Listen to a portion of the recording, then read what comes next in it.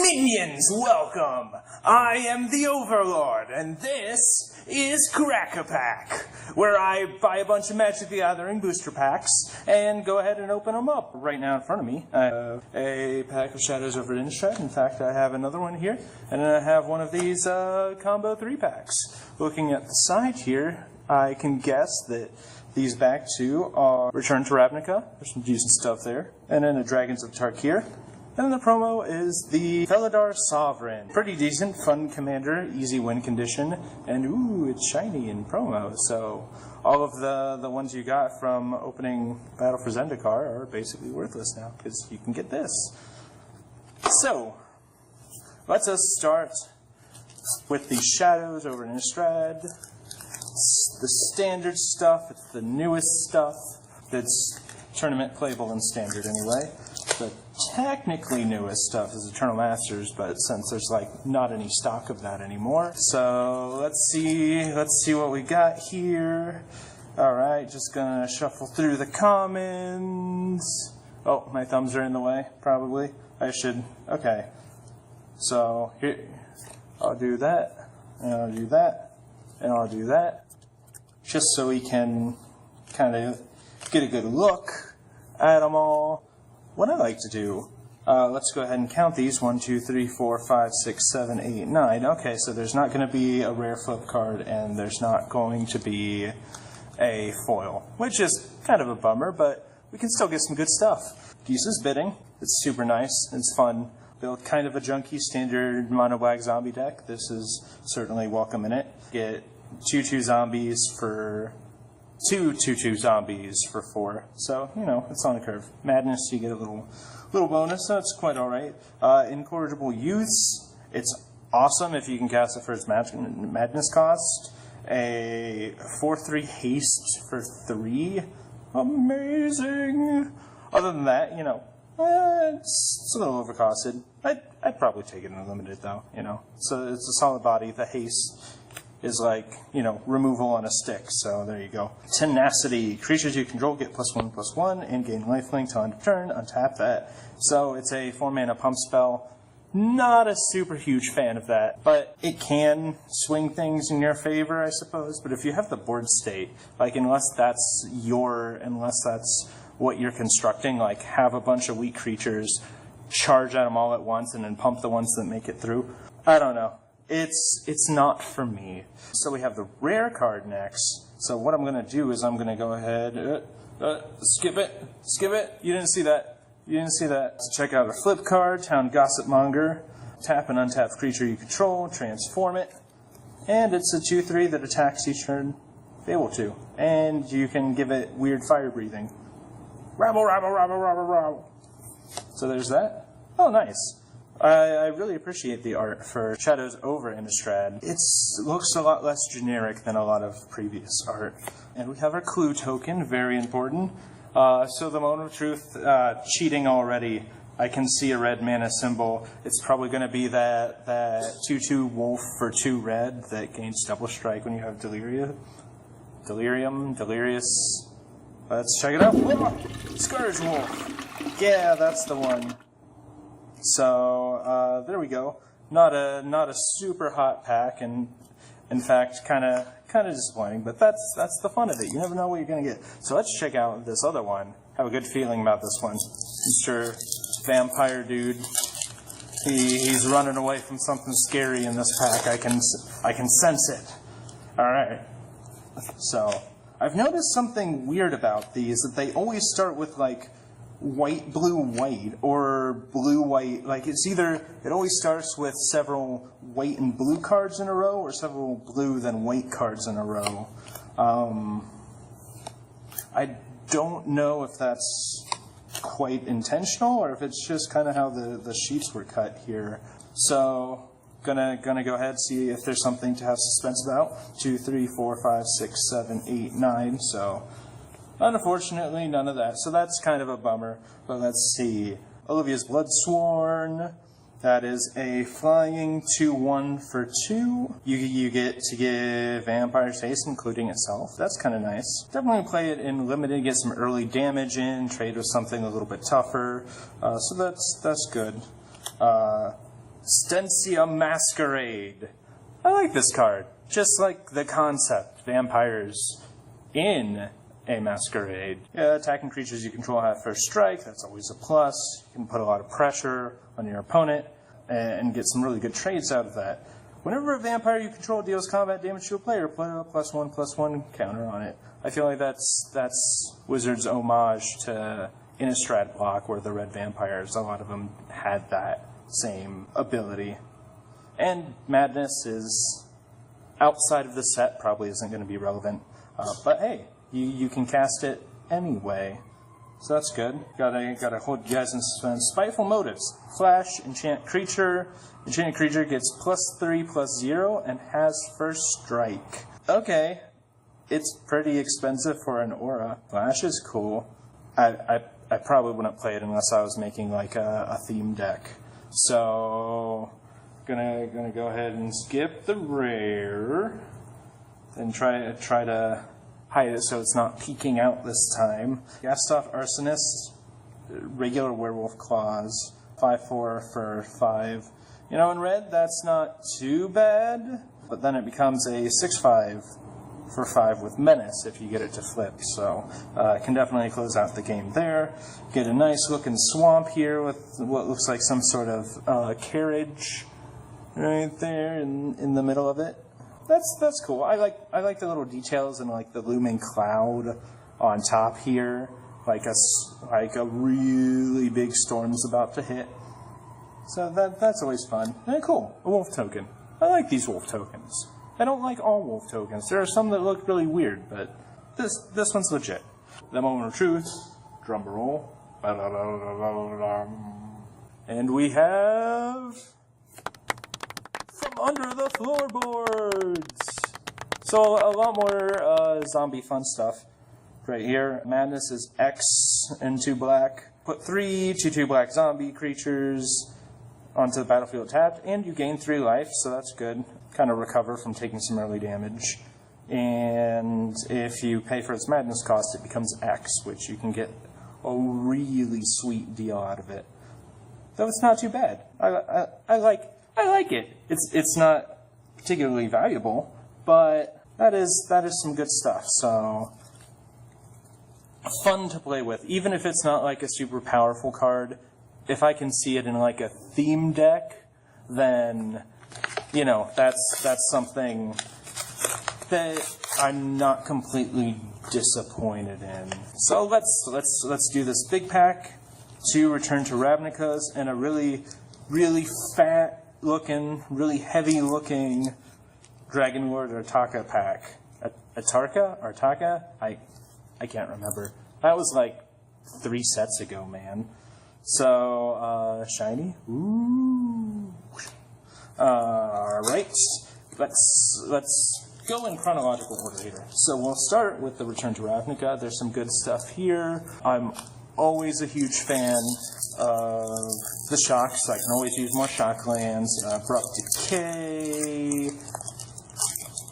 That's what's off the top of my head so far. So these packs were looking for 9 commons, and then the uncommon starts. Nope, so no foil on this one. But that's alright. See, Slum Reaper. Uncommons. Enters the battlefield. Each player sacks a creature. It's alright, I suppose. Golgari Keyrune. Pay its colors, and it becomes a 2/2 black and green insect artifact creature with death touch until end of turn. You know, I like these key runes. Some of them are obviously better than others. This one seems pretty great. When it's no longer relevant or you don't need the ramping anymore, you can trade it out with any creature. That's pretty sweet. Definitely playable in Commander. V2 Ghazi Guildmage. So this one, also good in Commander. You either put a 3/3 green centaur token onto the battlefield, or you can populate whenever you want. So if you're running tokens, infinite populates, like, that's pretty sweet. Let's see if that's focusing right. Cool. So now we're going to skip the rare. Check out this goblin token. That's a pretty alright goblin token. Not a super fan of the design. And The Ravnica lands, again, not crazy that it's like, oh, it's all city themed, so everything's like buildings and stuff. Not my favorite. So let's see, what's the rare of the pack? Grove of the Guardian. Okay, tap 1 and add a colorless to your mana pool. Or you pay 5 and tap 2 untap creatures you control and tap this and sacrifice it. Then you get an 8/8 green and white elemental creature with vigilance onto the battlefield. I mean, hey, if you have a bunch of lands and it's no longer relevant, I suppose it'll do, but it's just a lot of hoops to jump through. I don't know. I don't know about that Grove of the Guardian. I don't know, maybe if it summoned an 8/8 Groot. So let's see here. 1, 2, 3, 4, 5, 6, 7, 8, 9. Oh man, we got a shiny! Could be anything. Could even be like a shiny planeswalker. I think like maybe Jace and Vraska are in this one?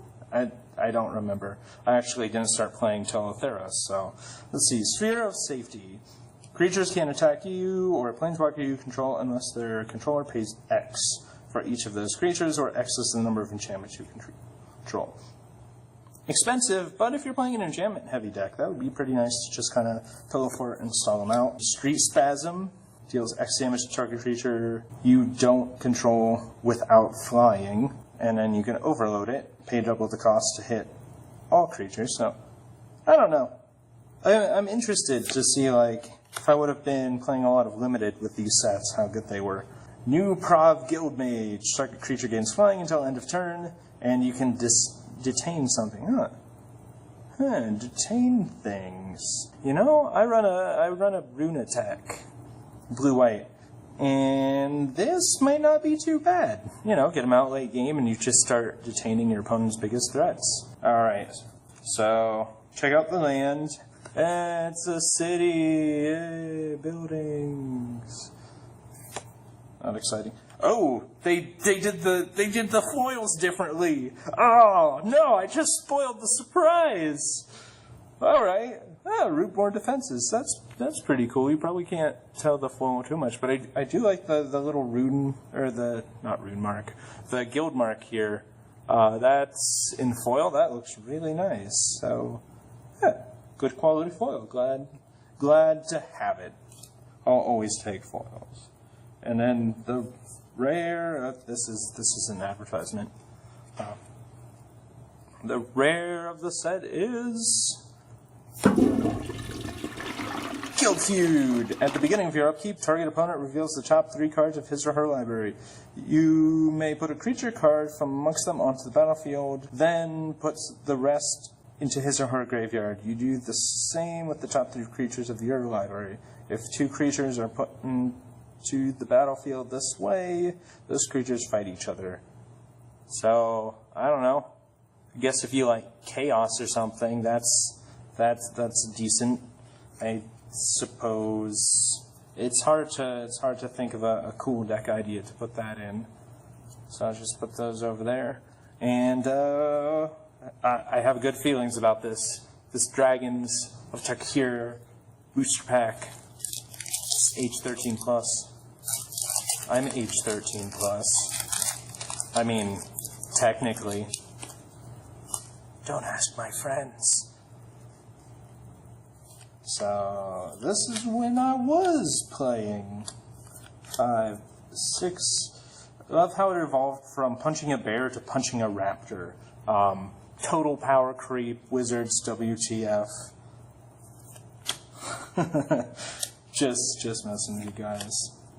Alright, so there's no delicious shiny here, but we have Silumgar's Scorn, and I'm probably not going to pronounce any of this stuff right, so please leave comments below telling me how much I suck at announcing things, and I'll cry. I won't cry. I am the Overlord! As an additional cost, You may reveal a dragon card from your hand, counter the spell unless its controller pays 1. If you revealed a dragon card, then counter that spell instead. So it's like a cute homage to counter spell. There we go. Strongar Monk. Whenever you cast a non-creature spell, creatures you control get +1/+1 till end of turn. So it basically gives everything else prowess. Let me center that for you. There we go. Not too bad. I don't think I didn't play a lot of Dragon Limited, just pre-release, and I was in not Sultai, Stalimgar's colors. So I should be able to know it, but I didn't do very well. Maybe because I can't pronounce his name, so that was bad pre-release. The Avenstone Striker, flying, double strike, and you can megamorph him, her, or her. Him or her, them. Sorry. I mess up sometimes. I don't know the gender. I shouldn't assume. So then let's check out the land here. Basic land. That's nice forest there. There we go. Get that in focus. I do like it. It's simple. It's less generic than a lot of forests are. In fact, forests are some of my least favorite basic land cards, and I don't play green because of it. Nah, I just don't generally play green because a lot of fun stuff is in the other colors. Yeah, I like it. There's like a dragon in the background. It's setting things on fire. It's good stuff. It's good stuff. And the token, is actually a token. Yay! Zombie. These zombies are actually pretty badass. I like them. That is all. I shall keep that zombie. And then the rare Arshin Foremost. I remember this guy. Has double strike, it's 2/2 for 3, and whenever it enters the battlefield or attacks, another target warrior control gains double strike till end of turn.